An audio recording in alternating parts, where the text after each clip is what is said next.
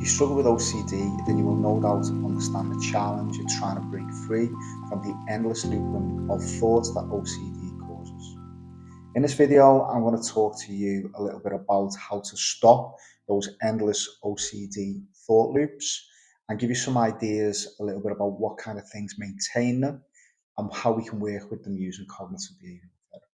Let's start by looking at a cognitive behavioural model of OCD. The model shows us that it is the meaning that we attach to our intrusive thoughts that leads to our emotional distress and impels us to take action to resolve the meaning that we attach to those intrusive thoughts in some way.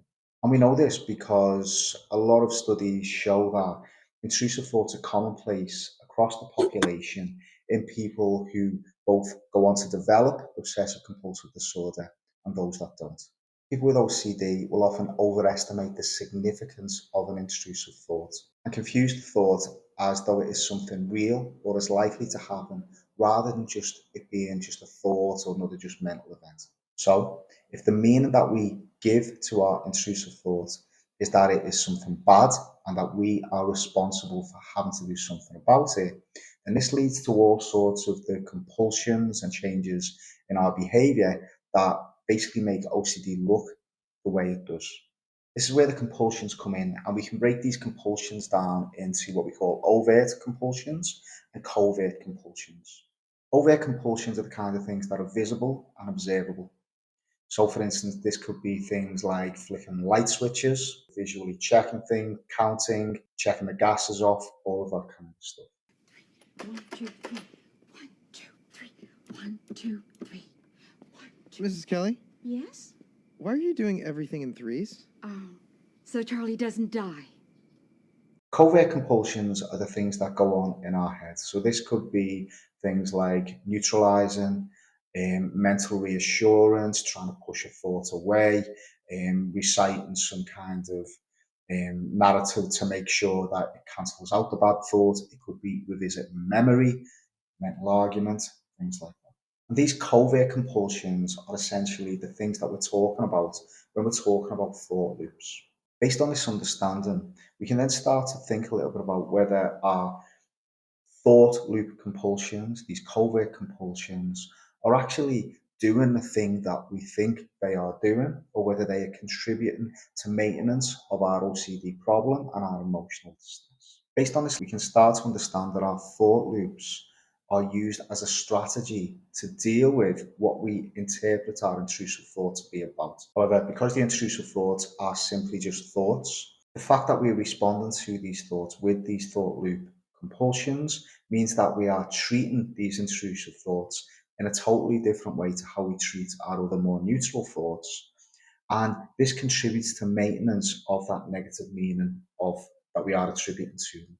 However, because the intrusive thoughts are just thoughts and not what we are interpreting them to be in OCD, the fact that we are reacting to them with our thought loop compulsions means that we are treating them differently to our other more neutral thoughts. And we are actually maintaining that negative meaning that we attribute to them with the OCD. I'm just going to work through a couple of little examples about exactly what this means, just so you can really understand how this applies across a couple of different OCD subtypes. So in Harm OCD, we may get an intrusive thought, for instance, saying to stab my child. The meaning that we attribute to this might be, I'm an evil person and I'm a danger to my family. So we're not just treating this thought as it just being an intrusive thought, an unwanted, undesired thought. We give it some meaning. So then the covert compulsion that we engage in because of this meaning we're given to the intrusion is that we might then engage in this thought loop of trying to reassure myself by reminding myself of all the good things I've done for my family. And the outcome of this in the short term might be I might start to feel reassured that what my intrusive thought is saying about me isn't, as accurate as I believe it to be. But I fail to find out what would happen if I didn't reassure myself.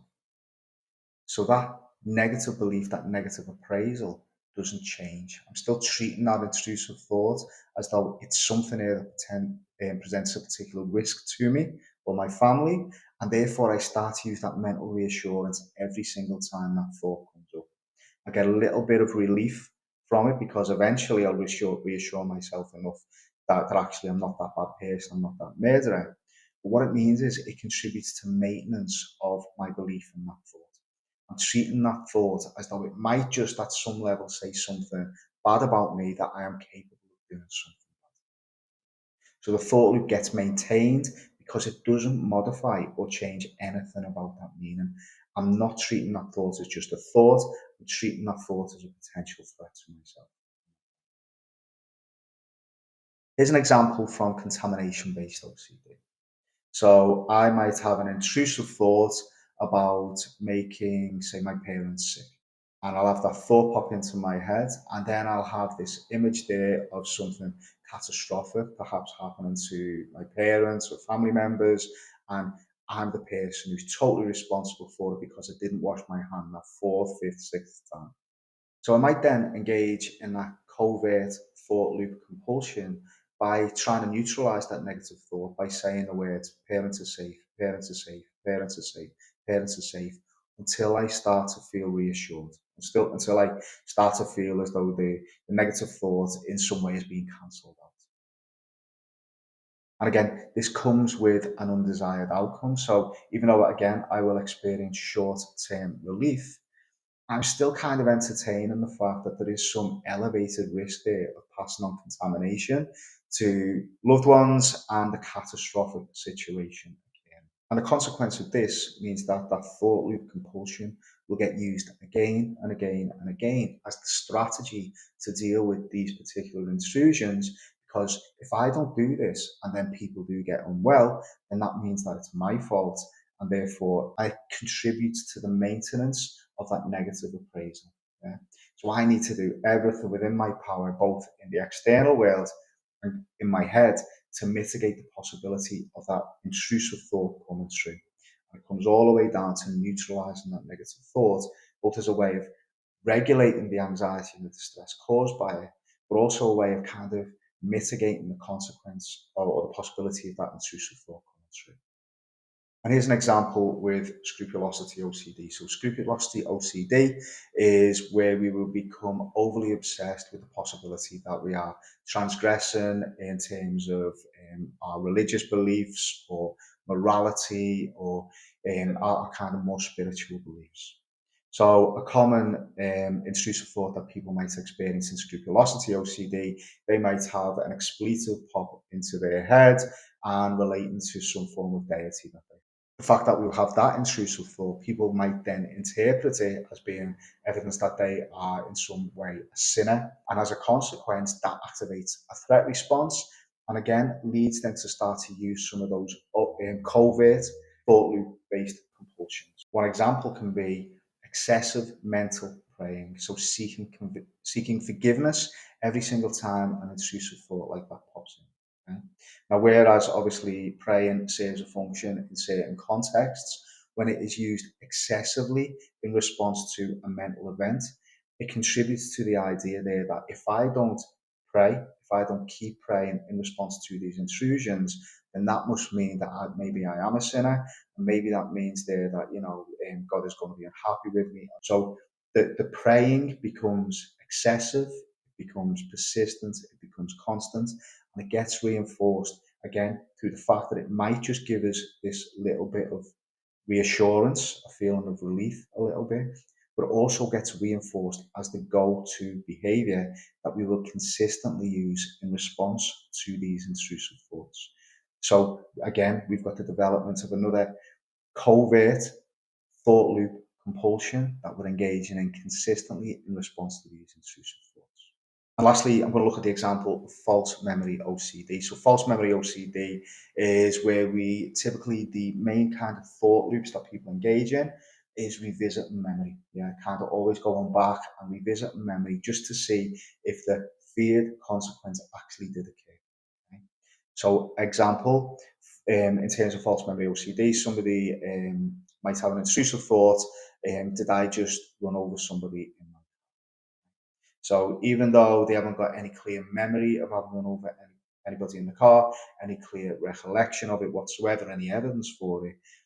The doubt, have I just run over someone in my car, kind of again gets overestimated in terms of its significance.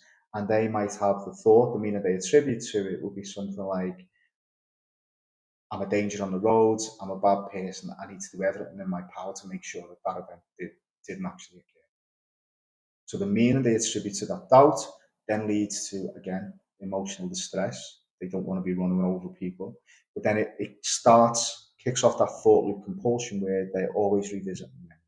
And one of the problems with revisiting memory, even though it might seem like a logical thing to do in relation to something that happened in the past, because there are natural gaps in memory, because there's always going to be another kind of what if or what about that, and because memory is kind of inaccurate in terms of its recollection, it feeds into more doubt.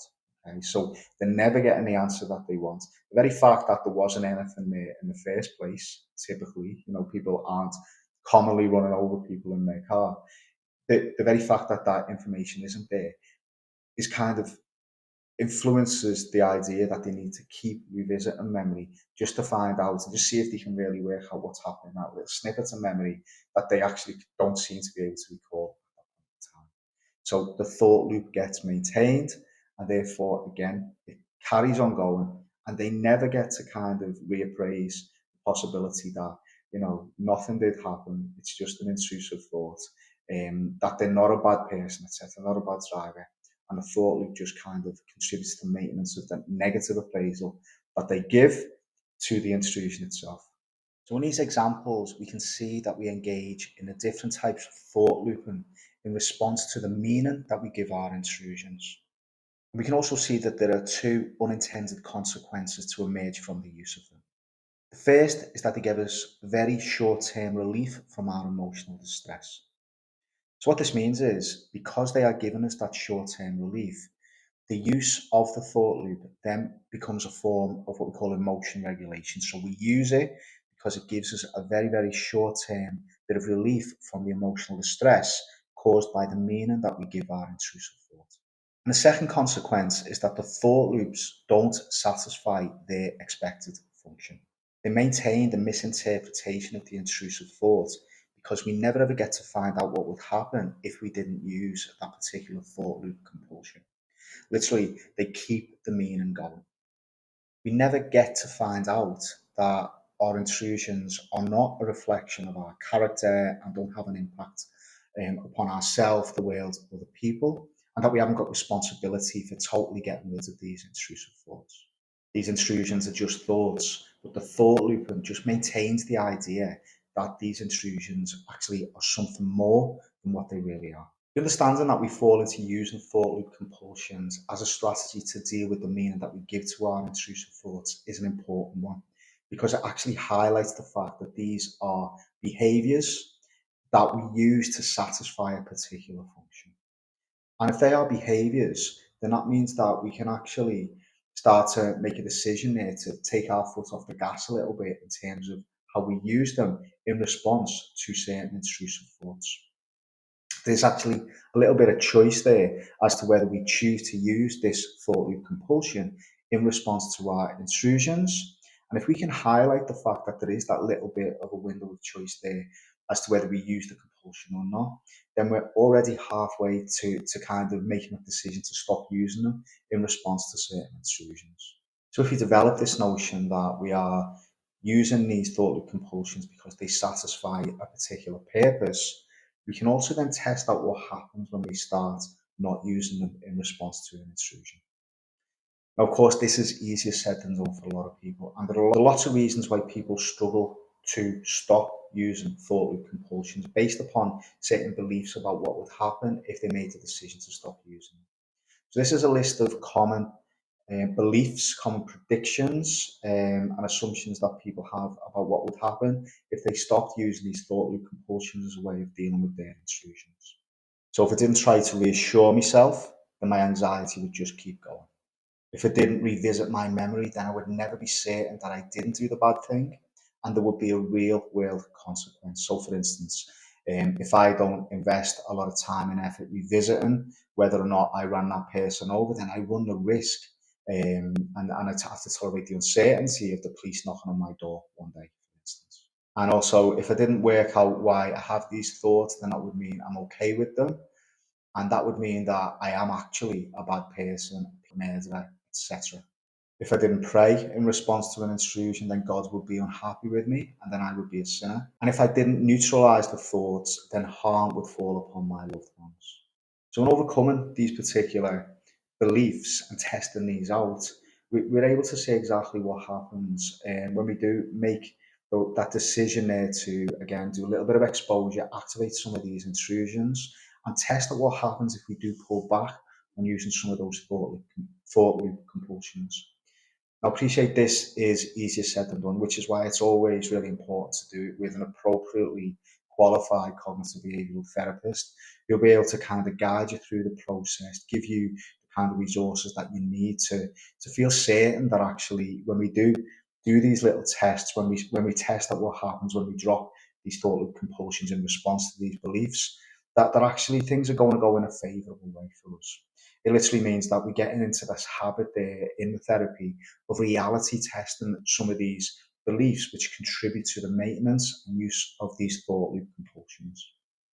As we do more and more of these kind of exposures and experiments and reality testing, we can then start to develop a little bit more insight about how the actual use of these thought loop behaviors as these thought loop compulsions are the problem that defines OCD in general. Yeah. So all of these thought loop compulsions that we are using as a way of dealing with and managing these intrusive thoughts, those things which we believe to be the solution, they become the problem for us.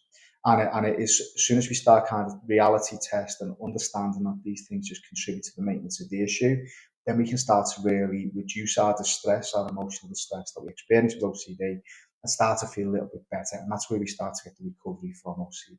So I hope you found this video useful. Feel free to ask me any questions in the comments below, and if you found it helpful, don't forget to subscribe. Also, you can contact me on my website www.accesscbt.co.uk, where you can find out more about cognitive behavioural therapy, positive psychology, and EMDR. So I'll see you there. Thanks for watching.